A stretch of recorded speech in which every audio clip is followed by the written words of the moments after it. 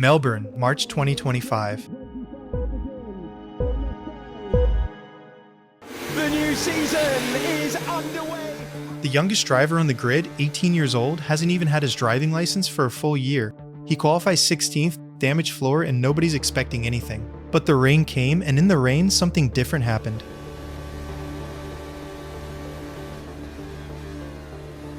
Yes, mate. Nice job. Kimi Antonelli comes home in 4th position. Apply the 5-second penalty. 4th place on debut, 4th in a top team. Super happy.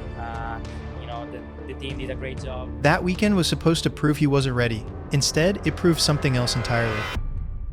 Who is going to replace him? Come on, Naz. You can start with I would like Who to is see going to replace Alex Lewis? Albon. Well, they'll be looking at Fernando Alonso, Alex Albon.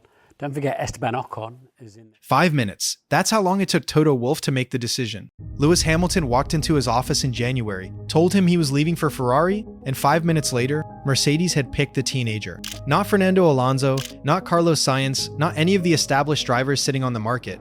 An 18-year-old Italian kid who'd never driven a Formula One car in a real session, who was still finishing his school exams online between race weekends, who'd been in the sport's junior ranks for exactly 3 years. His name was Andrea Kimi Antonelli, and by the time he got to his first Grand Prix, the entire sport was holding its breath. The announcement came at Monza, September 2024. Mercedes just put it out there. Toto Wolff says this teenager is the future. This teenager who had only tested in older Mercedes cars, who'd never raced anything with hybrid power, with 1,000 horsepower, with tire management systems that work in ways junior formulas don't prepare you for. The paddock couldn't believe it. Too much, too soon, not ready. That's what everyone said.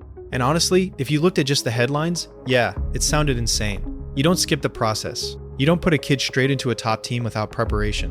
But Wolff had watched everything. The junior career was unlike anything Mercedes had seen before. Antonelli won the Italian F4 championship with 13 wins from 20 races. Then the ADAC F4, same thing. Back-to-back European karting championships at 13 and 14 years old. Not going to get an opportunity. Antonelli takes the checkered flag and wins at Onelebois. Which basically never happens. He was beating drivers who'd been in the sport for their entire adolescence. Every year, it was the same story. He'd show up in a new category, and he'd just dominate it. Not be competitive, not be fast. Dominate. The Formula Regional European Championship in 2023, he won that. Andrea Kimi Antonelli, not only has he taken the Drivers' Championship, Then they skipped him past Formula 3, something Mercedes had never done with any junior driver. Not once in their history. Put him straight into Formula 2 with Prema, a car that was struggling that year, and he still found ways to win. And he won races in the wet. Silverstone in the rain. With conditions out their worst, Kimi Antonelli has adapted the fastest as he takes a giant leap to Formula One with his first Hungary in win. the feature race. It's about to win for the second time in Formula 2, but this time it's the feature. Awesome stuff from Antonelli. The kind of move you don't forget. This wasn't normal talent progression. This was something else. This was the kind of thing you only see once every few years. And Wolff saw it. Wolff saw it because he'd been watching since Antonelli was 12. 12 years old, and Mercedes already knew this was different. So when the kid crashed at Monza during that first FP1 session, when he went into the barriers at the Parabolica, Wolff didn't hesitate. The crash looked terrible. It looked like exactly what everyone was saying, proof he wasn't ready. But the pace before the crash, the lines, the way he was loading the car in the high-speed sections, that was the data Wolff cared about. You don't throw away 30 minutes of data because of one corner. The next day, he announced Antonelli would take the seat. The teenager who just put a Mercedes into the barriers, into the cockpit of the most successful car in the modern era. First teenager to debut as a works Mercedes driver since the regulations changed. 4th place on his debut in Melbourne wasn't supposed to happen. Neither was the 6th place finish in China. Neither was qualifying on pole for the Miami Sprint as the youngest qualifier in Formula One history. At 19 years and 8 months, Antonelli broke a record Sebastian Vettel had held for over a decade. Then he broke it again. At the Japanese Grand Prix, he became the youngest driver ever to lead a Formula One race. Same weekend, fastest lap. Same weekend, both records. The commentators are screaming. Mercedes is screaming. Kimi Antonelli wins the Japanese Grand Prix. Even Lewis Hamilton, the man he replaced, went public and said he was doing fantastic. Hamilton said he couldn't imagine the pressure at 18. He said he wasn't sure how Antonelli was handling it at all. But Antonelli found out that pressure doesn't care about your compliments. The second half of the season arrived and everything inverted. Monza, his home race, the exact circuit where this story started 12 months earlier. He crashed in practice and then he drove scared, visibly terrified to make another mistake, pushing half a second below his own pace, and everybody watching could see it. Oh, there's car off. There is a car in the gravel. And Antonelli. It is Kimi The lap Antonelli. times were broadcasting it, not metaphorically. They were telling the entire paddock that this teenager was braking. He talked about it directly, which most drivers avoid. I started to doubt myself. I was afraid I wouldn't be able to get out of it. Every time I got in the car, I put too much pressure on myself and didn't focus on driving well. That's not a media-trained answer. That's a teenager telling you who's drowning while the whole world watched. And the worst part is, everybody understood exactly what he meant. The debrief with Wolff and race engineer Pete Bonington changed it. Strip everything back. Rebuild from scratch. Stop trying to be a champion. Start trying to just drive. Which sounds simple until you're the one sitting in that seat with the points table right there and the cameras following every session. Until you're 19 and you just had your worst moment on the biggest stage and everybody saw it.